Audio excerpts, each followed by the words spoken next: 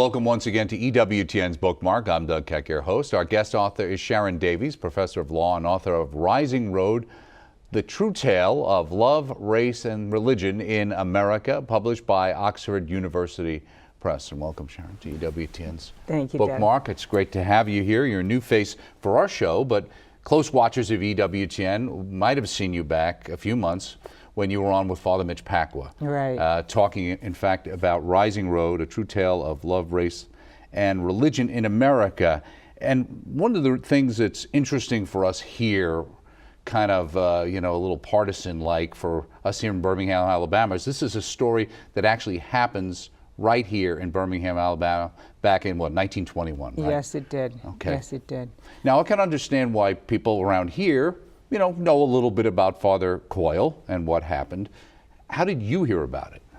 It was completely by accident. I was doing some research for a law review article, actually, that I thought I was going to be writing, and I tripped over a reference to a homicide trial that happened down in Birmingham in 1921. And I thought it was related to what I was working on, and so I thought I'd look at it. And when I came and found out more about the story, I was absolutely captivated by what happened here, and decided very quickly to write this book instead of that law review article, and so Rising Road came into being. Well, let me ask you about that. Obviously, you're a practicing attorney for years. Right. Criminal law you dealt with, right? Exactly. Right, and now you're a professor. Obviously, you're very busy. Usually professors have to write articles and publish. It's part of being a professor, but usually it has to do directly with their field. Was this considered by the college an acceptable outlet for that, or is this something you just did on your own? Well, it was lucky for me that it was related to my field in that it involved a criminal trial and it involved a crime, and my area is criminal law and criminal procedure. But this is not the typical kind of writing that a legal scholar would do, and so in that sense it was a stretch for the College of Law. Fortunately, I had a wonderful dean who was very supportive of my work from the beginning, and because this was a project that was going to take a lot longer than the normal law review article would take to write, I needed to have that support, and was lucky to get it. Now, this story that basically has to do with, at least the central theme is obviously a Catholic priest is murdered, and it's all of the events around that, and also the understanding of the people, the places, and the times that kind of shaped how it happened, right? Right. Now, for you, when you got into it, what was the most surprising things you found as you started to investigate? Well, the parties who were involved in the crime itself were the first big surprise. I mean, this Catholic priest was shot and killed by a Methodist minister. That in and of itself was enough in 1921 to make it a headline case across the country. So this was across the papers, just outside of Birmingham, wasn't just in Atlanta, Birmingham, you mean up north in Chicago, New York? This would have been covered. That's right. It was covered. Every major newspaper in the country was following what was happening in Birmingham after Reverend Edwin Stevenson shot and killed Father James Coyle on August 11th, 1921. And they followed it from the day of the shooting through the conclusion of the trial. So the parties themselves was part of the interest. What motivated the killing was fascinating. This minister, who was a Klansman, was furious that his 18-year-old daughter, Ruth, had been married by Father Coyle to a Catholic migrant from Puerto Rico. And so the story had so many different things that the country was struggling with at that time in it. Issues of anti-Catholicism, issues of race, issues of gender, patriarchy. And so all of that really fascinated me and fascinated really the country at the time that this happened. And what's interesting in reading the book, which was somewhat surprising to me, was not only the fact that it reads like a novel in a lot of ways, but it's true, but also the fact that you are able to, in a sense, tease out and parse out each of those distinct areas, talking about the race situation, talking about the gender-related issues related to maybe the young woman who got married and how she saw herself. You talk about the women's vote in here as well, and then you talk obviously about the whole sense of like xenophobia that was going on. And it's interesting too in anti-Catholicism, where people think of the Klan as being anti-black, but it was also anti-Jewish and anti-Catholic. And also for people to get an understanding of the second version of the Klan, not the one during Reconstruction, right, but the second version. And because I remember growing up on Long Island in New York, seeing pictures of giant Klan marches that had happened on Long Island in the 1920s. I remember being a kid thinking, how did that happen? Why would that be happening? Why would people who live on potato farmers, why would they be marching with the Klan? I mean, did they not like black people that much? Right. But I realized that the big part of it was that kind of xenophobic, anti-immigrant kind of post-World War I, right? Yes, absolutely. It was what made that Klan, that chapter of the Klan in America so successful, so popular, so able to win into its ranks men that we really just don't typically associate with joining the Klan.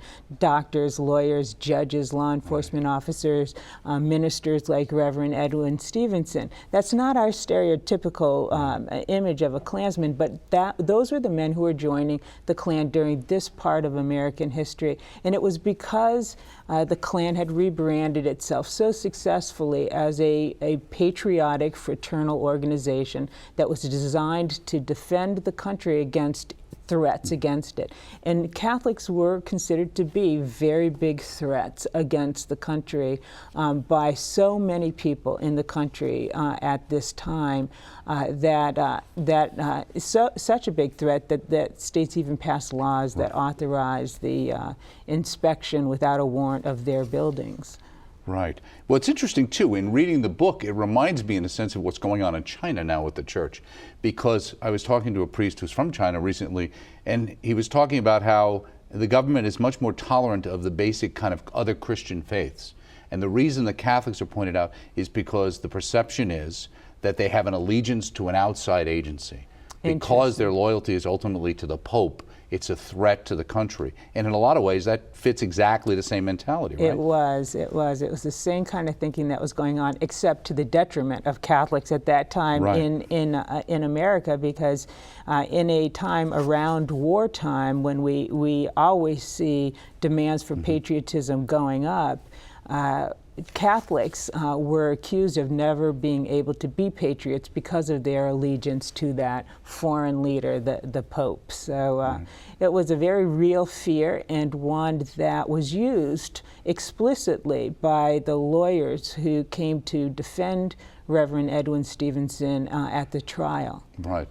And we can talk about, I mean, one of the most famous ones is Hugo Black, right? Who went on to be a Supreme Court justice. Yes. And you actually recount, and I looked for this one in the story, because I'd heard, obviously around town in the last couple of years, Father Jim Coyle's cause has been kind of raised up a little bit. There was a documentary that was done from Ireland on him, right? That ran on PBS, and we ourselves hope to be able to air it as well in the future. Oh, good. But one of the things I remember hearing this story, and I didn't know if it was apocryphal, but then on page 244 I found the part that I think related to it. Many years later, after Hugo Black's career took off, one of the historians who studied Black's early days in Alabama asked a reporter who had sat through Stevenson's trial if he recalled the moment when Black called Pedro Guzman into the courtroom. And the person goes on saying that before calling Pedro Guzman into the courtroom, the newsman said Hugo Black had dimmed the lighting in the room by pulling the window shades low. That dull light accentuated the dark tones of Pedro's tan skin, subliminally buttressing the defense's insinuation that the priest had married Stevenson's daughter not only to a Catholic, which was bad enough, but to a Negro. Yes, I mean, and so that's true. That happened, and it was one of the most disgraceful aspects of the defense of Reverend Edwin Stevenson. And it's particularly disturbing to us, I think, because the person who was responsible for it, Hugo Black, went on to become U.S. Supreme Court Justice Hugo Black later on in his life. That, of course, was after he had joined the Ku Klux Klan himself and had conducted the defense of Edwin Stevenson in the way that he did. But there was no question that the defense strategy was all about exploiting the anti-Catholicism of the Southern jury that they were arguing the case to, and the racism of that Southern jury as well. Well, now the killing happened in broad daylight, right Yes. in front of several witnesses. And what's interesting, and I found surprising, I had no idea, was you've got the cathedral and the rectory right next door, where Father Coyle was sitting on right out front on the porch, right? And that Stevenson, the Reverend Stevenson, actually was basically doing marriages, in the Jefferson County Town Hall, which is virtually next door. Exactly. And that the Stevensons lived within eyeshot of the cathedral, right? A half a block away. Right. And that's why Ruth said that she was always attracted to Catholicism, because she was able to see Catholics walking in and out of that cathedral every day.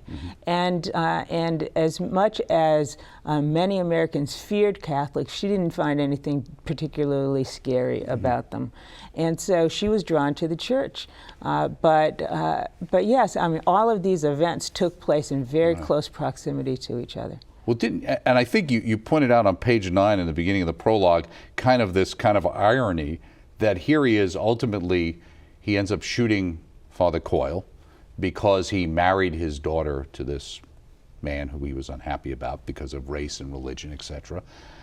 But that he was hanging around the courthouse, marrying people in hallways, and as you put out there, though he must have known that many of the young men and women he approached chose haste over pomp out of fear of interference with their plans, there is no evidence to suggest that he ever refused to perform the rites of probe for information about their family's feeling about the union or inquired about the couple's preparedness. Meanwhile, that was his whole argument with Coyle, right? Right. The supreme irony was that Reverend Edwin Stevenson himself did this for a living. That was the way that he made his livelihood, was by marrying runaway couples, basically, in the hallways of the Jefferson County Courthouse. Right. And that's what it says.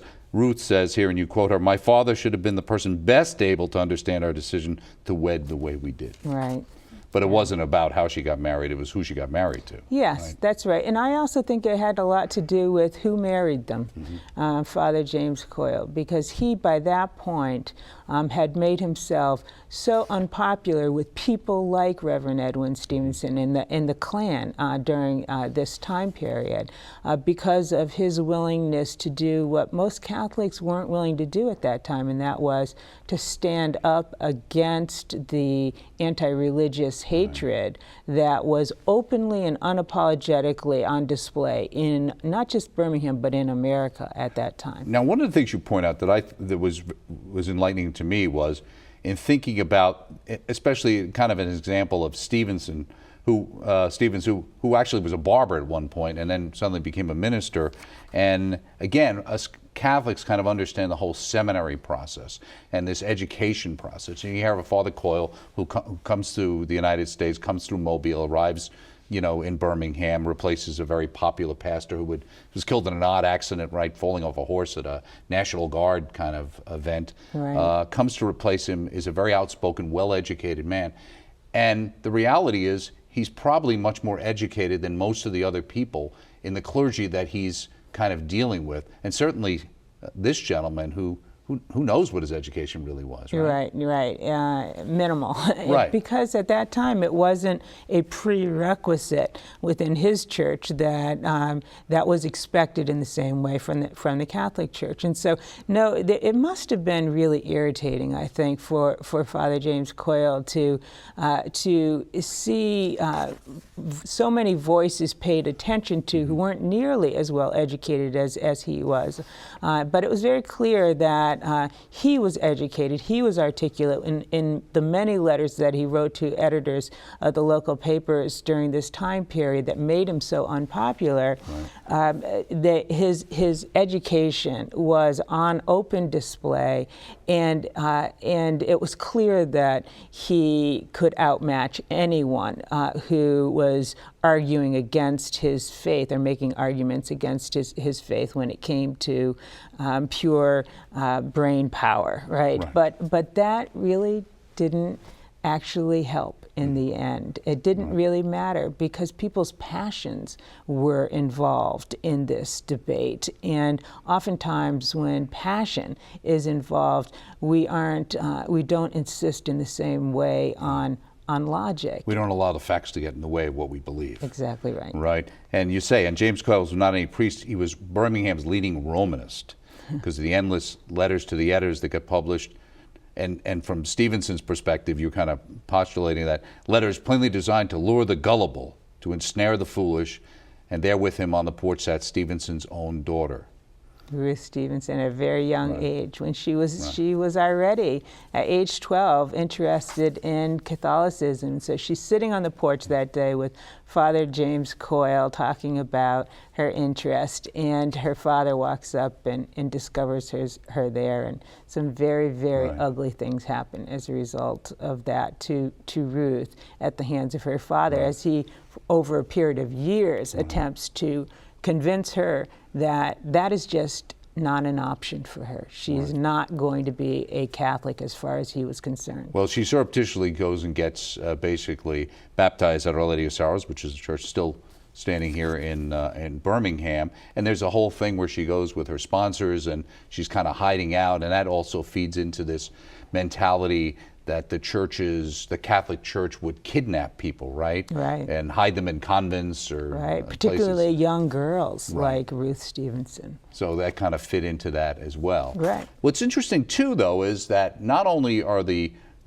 people who don't like Catholics unhappy with Father Coyle, but a lot of his own Catholic congregation isn't necessarily thrilled that he's so outspoken. Right. No, there were letters that were sent to the bishop at that time down in Mobile, asking the bishop to intervene and to convince Father Coyle to be a little quieter, less vocal in his defense of them, because they were afraid. And quite frankly, Doug, they were afraid for good reason. They had a lot to be afraid of. The Ku Klux Klan was a violent organization, and there were assaults that were being made upon Catholics during this time. Wasn't there a pharmacist you quote? You talk about one who was beaten up, right? Within a few breaths of his life, and there were fires, arsons, acts of arson. St. Catherine of Siena Church, which was probably burned down by the Klan. That was what the community City, believed. right down here. Right, and so they had a lot to be afraid of. That wasn't, just an imaginary fear on the part of Catholics. Right. Yeah. Well, there's such a minority. I mean, we're still a minority in the in this part of the country. Certainly in Alabama, I think 3% for the state, probably higher in this particular area. But obviously, back then, you're talking about 1,000 people, maybe, compared to the overall population in Birmingham. Actually, it was larger than that. And, was it really? Okay. It was. There were about 10,000 Catholics in the metropolitan area at that time, but that was still only about 10% of the metropolitan's overall population. So they were still a distinct minority. But many Catholics had made their way here to find jobs. Right.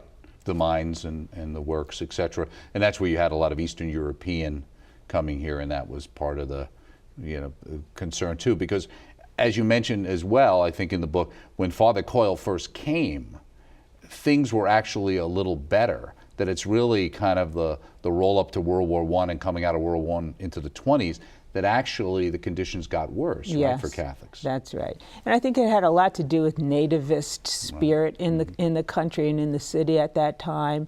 And many of the laborers that the city needed were coming in from South and Eastern Europe with darker complexions and these foreign languages and religions that weren't the dominant Protestant religion.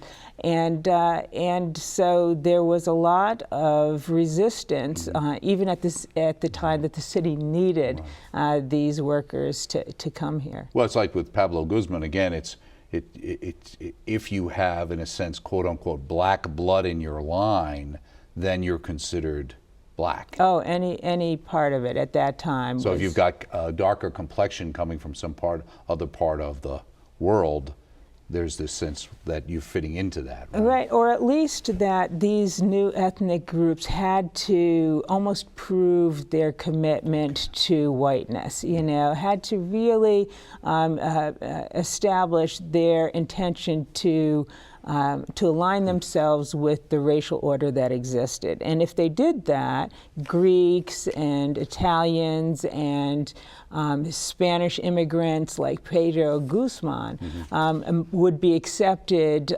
into that hierarchy and accepted as white and allowed to... Which he was in the census and everything that you quote. He was clearly that way, right? That's how he was accepted up until the moment during Edwin Stevenson's trial when his race or ethnicity was called into question by Hugo Black. Right.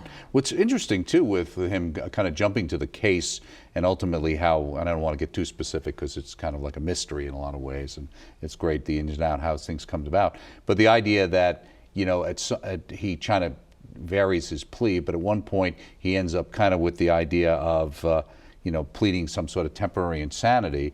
But as you point out, that dealing with his daughter earlier, you say it is unclear who first suggested the idea to Edwin Stevenson that he have his daughter involuntarily committed to the insane asylum in nearby Tuscaloosa. Shocking, right? I mean, this is because she had converted. Yeah, simply because she had this interest in joining the Catholic Church.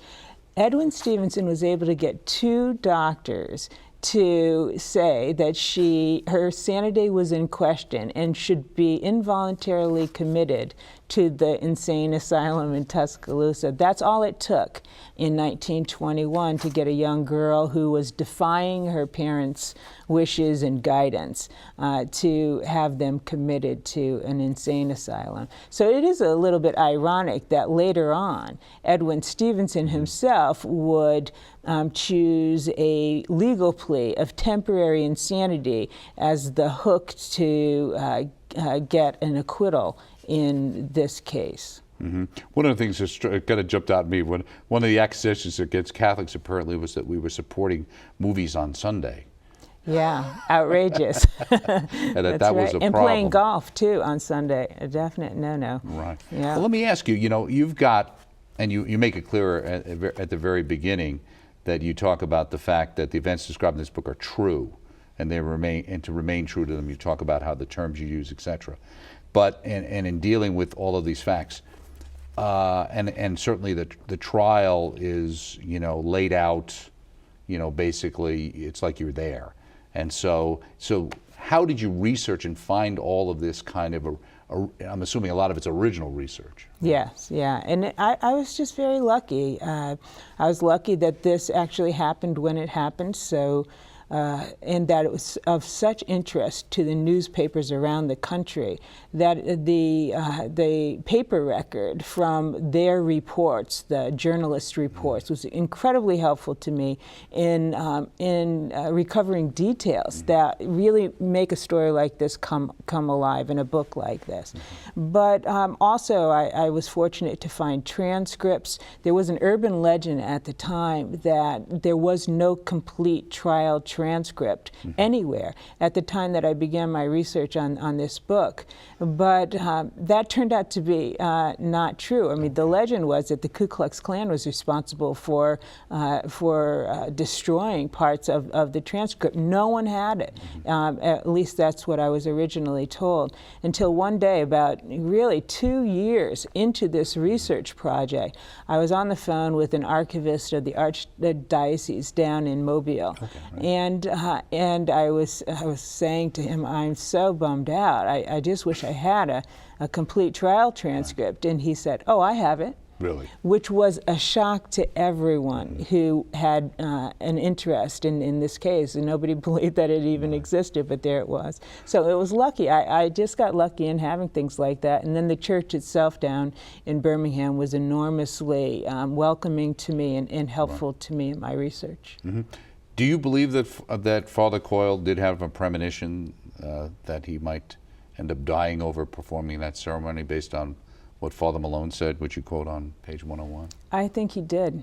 I think he did. I think Father Coyle really knew that his life was in jeopardy. I mean, federal agents had warned the bishop in Mobile that they had intercepted threats on his life. He knew that every day when he was doing what he was doing in defense of his faith in Birmingham. Mm-hmm. And I do believe that he knew the seriousness of Edwin Stevenson, or the possibility that he would be provoked to violence.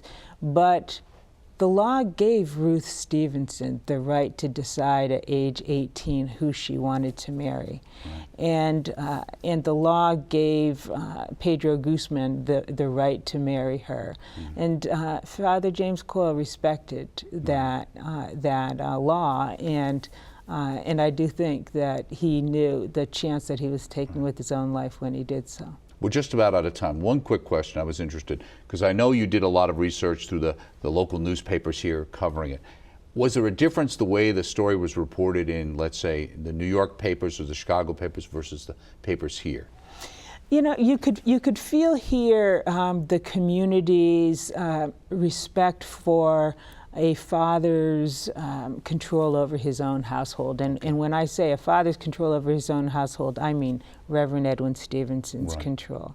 And you could read between the lines of their reporting about Ruth Stevenson in particular, their perplexity when it came to how she would defy her father in the way in which she did. And they didn't treat her kindly or gently. So I would say that that was one very big difference. Well, we're just out of time. Thank you so much, Professor Davies, for joining us here on EWTN's Bookmark. Speaking here with Sharon Davies, Professor of Law. Her book, Rising Road, A True Tale of Love, Race, and Religion in America, published by Oxford Press, available through the EWTN Religious Catalog. Check it out. Check us out next time right here on EWTN's Bookmark.